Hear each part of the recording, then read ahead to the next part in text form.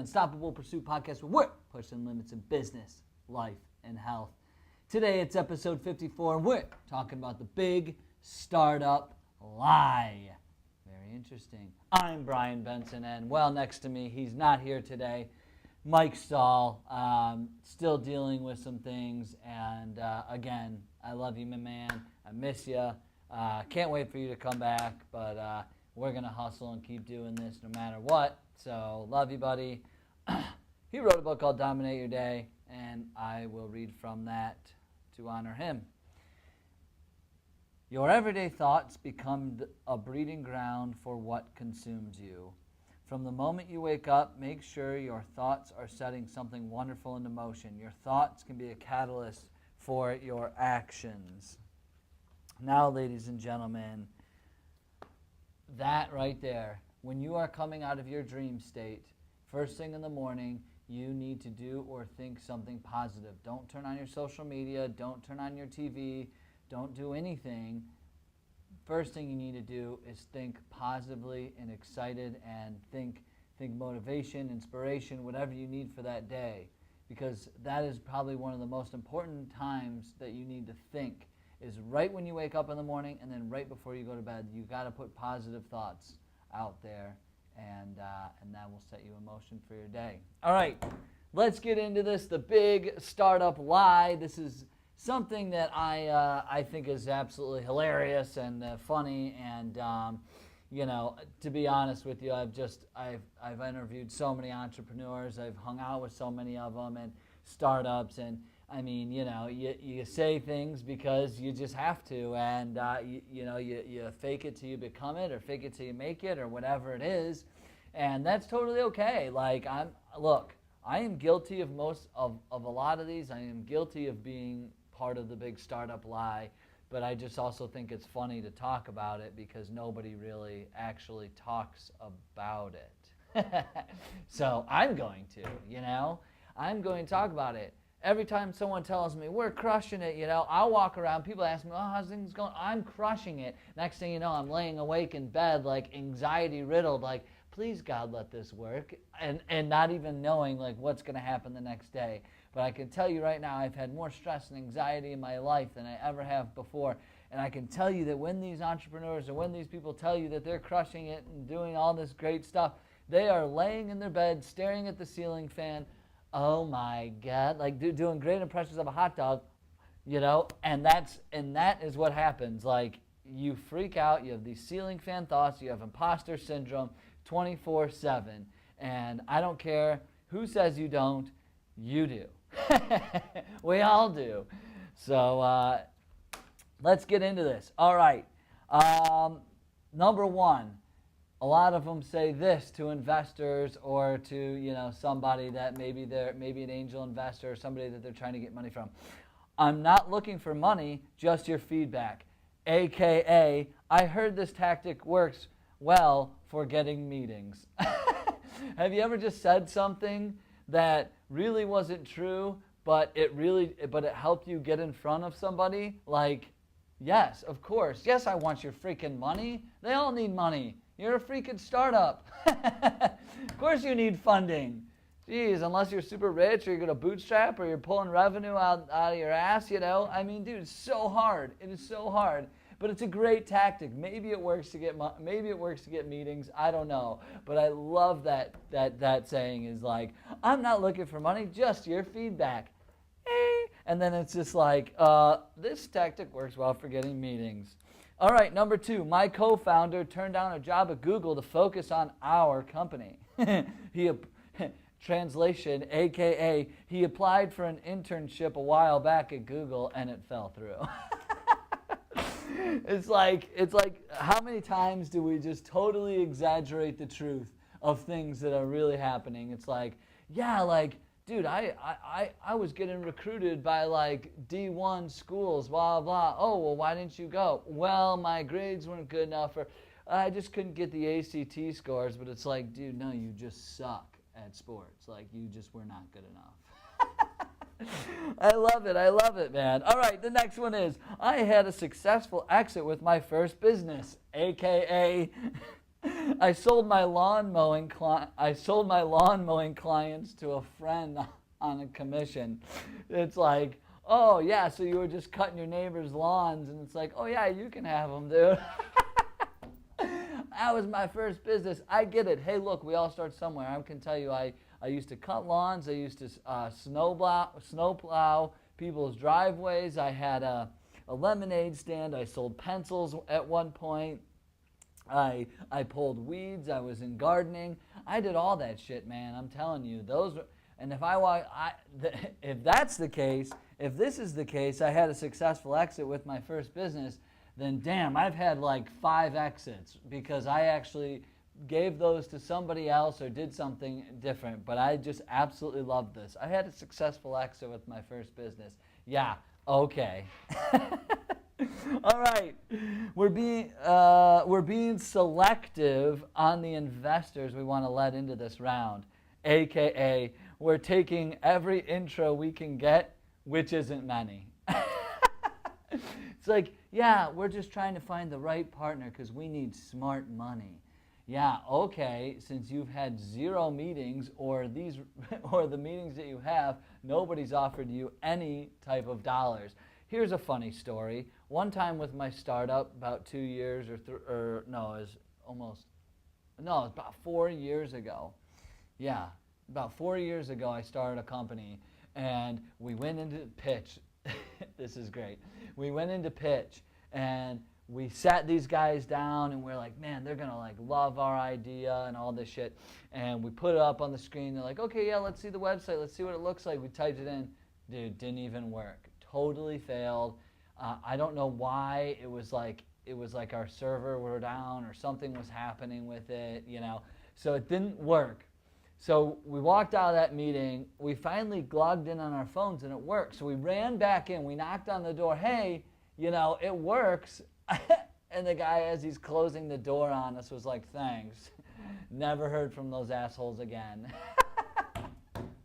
It was classic, but you know what? That's the name of the game. If it doesn't work, you have one chance at a first impression, don't you? So, you know what? They closed the door on us. We emailed them. We texted them. We tried to hang out with them again. It was like, no way, Jose.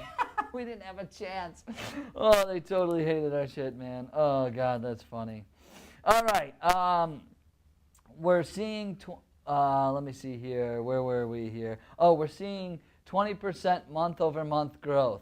AKA last month we had 10 email signups. This month we have 12. Oh my God, dude. But you know what? Like, it's not like, I mean, it's a lie, but that's 20% growth. If you saw 10 last month, you got 12 this month. Whoa, shit, you got 20% growth. This is freaking amazing. It is just absolutely hilarious to me, though, because that is what happens all the time. People always, I walk around, I'm like, oh, yeah, we're getting a bunch of sign-ups right now, and it's like, no, we're not, I mean, oh, yeah, like we always talk about our downloads on the show. It's like, yeah, we're getting a bunch of downloads. It's like, dude, no, it's like we broke last month, we break the record of the last month by like a few. Yeah, we're killing it. All right, let's go here to, our growth has all been organic, aka translation, all of our friends are using it.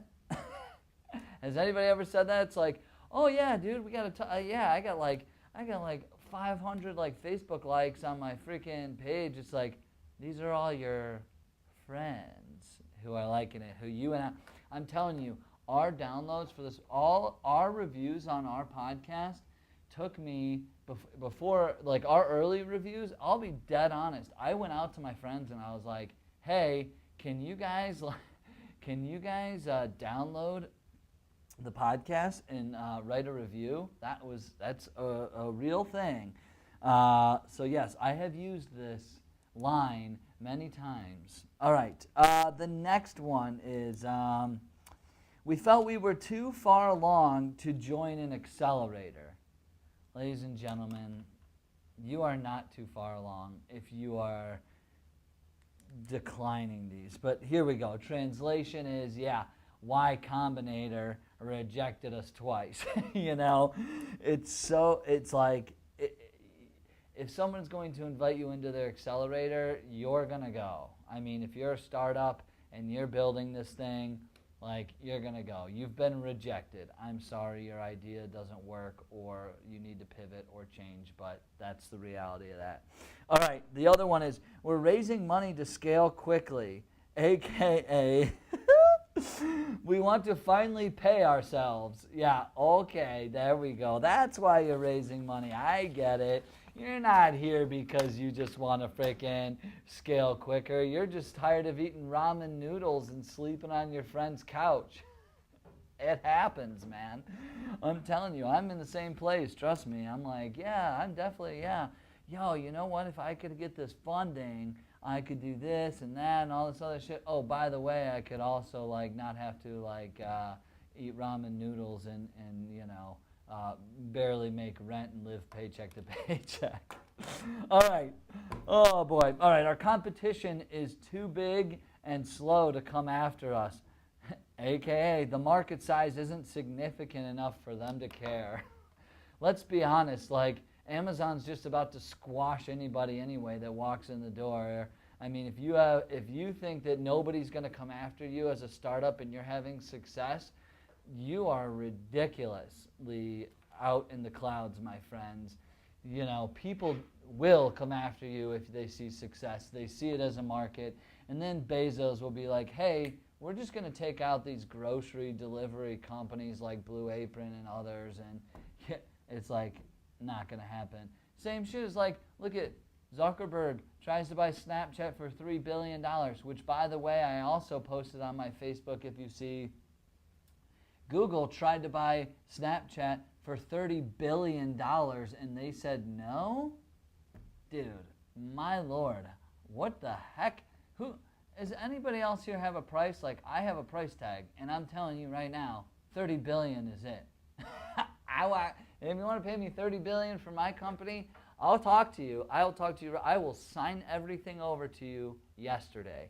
But yes, I mean, that's just, to me, people say that, but it's like, if you're not being chased, or if there's not people in that market, there's probably a good chance that you may not make it in that market. All right, customer service is what sets us apart, AKA, we just installed the free version of Olark. Well, that is a service, a SaaS product, that is like a human chatbot on your website, if nobody knows what that is. But I just think that's hilarious. It's like, yeah, we have great customer service, hashtag we're using chatbots. Which is fine because it's like the new thing, but I think it's absolutely fucking hilarious. All right, next. We're launching public beta next week, AKA should be in the next 2 or 3 months. I can tell you one thing about startups. It always takes twice as long and costs twice as much. If you tell me you're going to launch this public beta and you're going to be out there doing all this shit, dude, I am telling you right now, I will listen to that, but I will say, how long is it actually going to take you? I mean, unless you're like right there, I can tell you right now, I have friends building products and building companies and building startups right now that have told me, oh yeah, we're going to be doing this in the next few months, I talk to them a few months later, dude, they're still a good 6 months out. I mean, it just is what it is. But it's part of the startup lie. Like, we have to tell people and get people excited. Like, I'm not bashing this by any means. I'm just calling it what it is and think it's hilarious that we all do this. I do this. I am not saying that I don't do this. I do this all the time. Trust me. What are you going to do? Walk around and tell people your business is like shit in the bed and you're not doing good and you're like, and it's, hell no. Tell people you're kicking ass and taking names, bitches. Like, but I just think this is absolutely hilarious. Anyway, nobody talks about it. Nobody calls anybody out on it, and I am. So the next one is we want to create a very minimalist design, a.k.a. that translates to we're not designers and can't afford to hire a decent one. So we're just going to use this WordPress platform and kind of put some CSS in there and maybe get some guy in India to come in and do some configuration. Like, that's what that equates to, I'm telling you right now. Yeah, everybody who says, we're really just trying to make this, as lean and easy as possible, so we're just going for minimal design. It's like, dude, you go for some terrible UI, UX shit, nobody's going to even use it. Like, I'm telling you right now, I have had a friend helping me on mine constantly because I realized, like, it's probably just not that good. Like, but I can't afford one. So, hey, it's my beta, and we're in the lean startup. Wink, wink, wink. Yeah, I can't afford it. So, anyway, we've gotten outstanding feedback from our users. This one's great. Our friends claim it's awesome. If your only feedback is from your friends, don't even come and talk to me right now. Don't even come and talk to any angel investor or tell anybody. Our feedback is awesome. From your friend who wants you to succeed and do well, of course they're going to say it's awesome. And even if they're not your friend, so many people are genuinely nice. People will genuinely tell you, if you show them something you're working on and it's a halfway decent idea, I am telling you right now, they will tell you, that's a really great idea. I really like that idea. I'm telling you right now, that's what happens. Why would anybody tell you any different to your face, I mean, maybe some very real people, but this is why when I interview people like Robert Hawthorne, who was the former CEO of Pillsbury and Ocean Spray, he always told me he surrounded himself with truth tellers. Truth tellers are mentors or people in your life that no matter what will tell you the honest to God truth. If your idea is shit, they will tell you your idea is shit. So, I just wouldn't trust everybody. Take everything with a grain of salt. You're okay. It's not a big deal. Getting negative feedback is actually, like, when people tell me, you can't be offended by that because that's what's going to drive the market. That's what's going to drive your product, so it's the best possible product in the world. And if you think that just putting something out there because you don't want to get hurt or you don't want to be, rejected, and you're having, I don't want too many people to know about it because, like, somebody may steal my idea or somebody may, tell me it's not a good idea. It's like, dude, you want those people in your life because if you're just trying to seek compliments and be stroked and petted, like, dude, you can't be an entrepreneur. Like, then you can't deal with it because I'm telling you right now, I have been told to my face plenty of times that like a month ago, but I've been told this before, but like a month ago, I went to a professor and I said, here's my idea, here's our videos, blah, blah. He says, these are great, but I'm going to tell you right now that you are not credible enough to be doing these interviews with these people. And therefore, I probably wouldn't show them to my class because you aren't anybody that's anything of substance.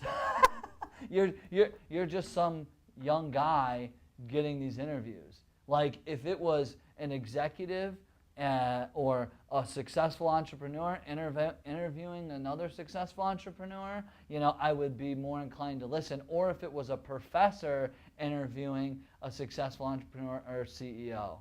I was totally told that I am not credible enough. And you know what? That's fine. That's fine. Hey, I'm still alive. Like, I'm still here. That didn't hurt that bad. I mean, I've been called worse, trust me. But that's something that you got to just, go through and be okay with. And you have to go get feedback from people other than your friends. It's very, very important. I mean, find the truth tellers. Sit down. So make sure that your friends are truth tellers. Make sure your inner circle are the people. Like, I try to surround myself with people who are brighter, smarter, more successful than me, and then I ask them what they think, and they usually will tell me, I didn't think this was that good, or this really.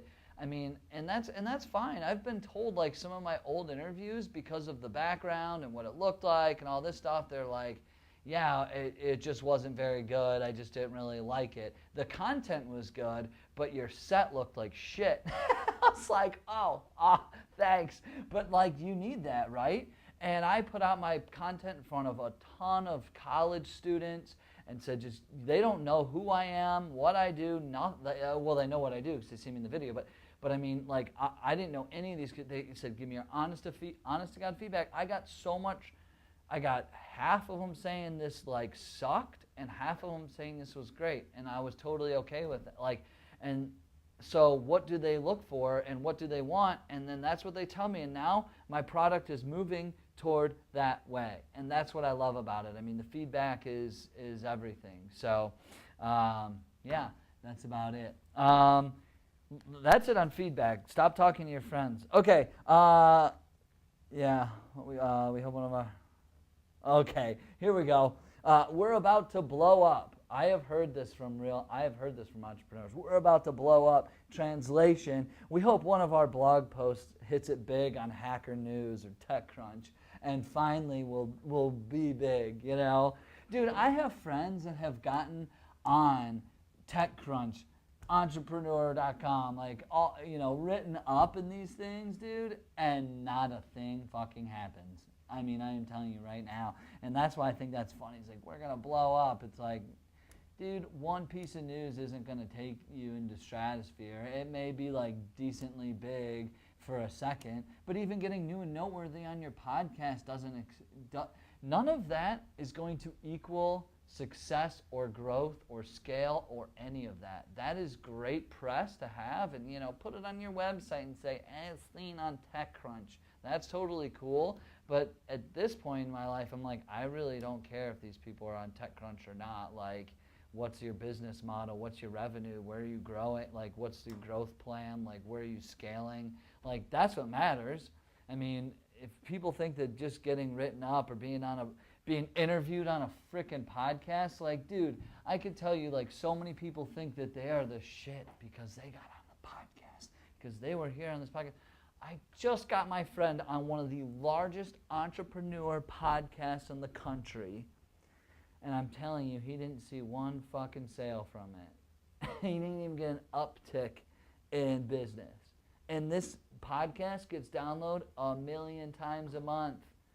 That's that we are inundated with so much information now that nobody gives a rat's ass. So do the PR, do the things that you need to do, but focus in on the growth in the actual business. Like, don't say we're blowing up because you fucking got on some media bullshit, you know? Sorry, am I too harsh today? Maybe I'm too harsh. Do I have a chip on my shoulder? Let me get that off for a second. I don't really. I'm just being very honest. I'm talking about things that, hey, I've said it before, and I will continue using the big startup lie. I'm going to continue saying this shit because, you know what? I really do believe in faking it till you become it. Like, that's fine. I love entrepreneurs. I love startups. They make me really happy. They are the most optimistic, great people I've ever met. This is why I'm building my business around entrepreneurs, because they're the most open, honest people when you sit them down and have a conversation. But I can tell you from my Facebook post earlier is when I first meet entrepreneurs, they give me this amazing, they're killing it, they're crushing it, they're doing it. Nobody's like, yeah, I stayed up all last night because I couldn't sleep because I'm anxiety riddled. Like, you know, do you have any Xanax, by the way? Like, that's how I am, like, every day of my life. I'm like sitting there, like, my wife wakes me up, sees me on my phone at like 2:30 in the morning. She's like, what the hell are you doing? Go to sleep. I'm like, I can't sleep. I can't breathe. I can't stop thinking. I don't know if this is going to work. And that's the reality of it. And maybe not for everybody, but for me and many of my friends, after I've broken down the walls, gotten a little bit vulnerable, got a little bit more transparent, and they sit down next to me and we have an honest-to-God conversation about their business, about where they're going, what's happening, they will tell you it is hard as shit, and they're just doing anything and everything it can to make it work. the paradox between humility and will, my friends. It's knowing where you came from, knowing your humble beginnings, but also having the will to go do whatever the fuck it takes to be successful. And that's the startup lie right there. All right. Oh, here we go. This is a 50 billion. This is the last one. This is a 50 billion per year untapped market. I heard this tactic works for getting investors. Yeah. All right. I'm sure any savvy investor would sit there and say, $50 billion, $50 billion a year untapped market. I'm sorry, my friends, but even Uber was not an untapped market. Even Amazon was not an untapped market. People were selling shit online already, books and all that stuff. Look at eBay, look at others that were well before that whole thing. So it's all about getting market share afterward. But that's the big startup lie, my friends. The paradox between humility and will is knowing who you are, knowing where you're going, but doing whatever it takes to make it. And you know what? I love you entrepreneurs. I love everybody, and I want everybody to be successful. It's just nobody talks about this stuff, and when you do, I don't know, maybe this will turn some people off or make people think I'm weird or whatever, but you know, I'm just speaking what I really feel needs to be talked about, and stuff that I just think is actually just kind of humorous because nobody ever talks about it. So that's it. That's all I got for you guys today. The challenge for this week is going to be to do anything and everything you can to promote your business this week. You know, I don't care, you know, start some kind of content segment, create a blog post, do something maybe a little bit controversial like this. Usually Mike and I are pretty like motivational, like inspirational, and I'm all about that stuff, trust me. But sometimes you just got to get down to the real and talk about what the hell is actually going on. So, do something a little bit controversial. Sometimes it's not the worst thing in the world, and I've seen plenty of my friends do it, and, they've seen success. So, and for the health tip today, let's get into, all right, if you could do one thing for the rest of your life to maintain your health, I would tell you to simply walk. Move your body.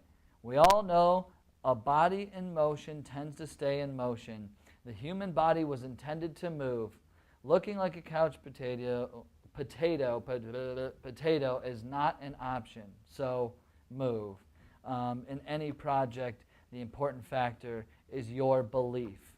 Without belief, there can be no successful outcome. That's by William James. And that is the big startup lie, my friends. You need to believe in yourself, believe in your business, say whatever the hell it takes to get you there, but be humble and go start something. Push your business out there.